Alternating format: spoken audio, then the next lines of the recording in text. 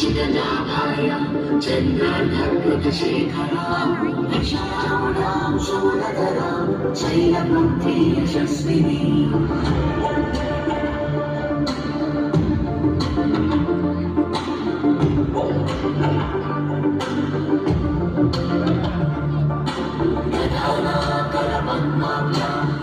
क्षमानाकमण्डलो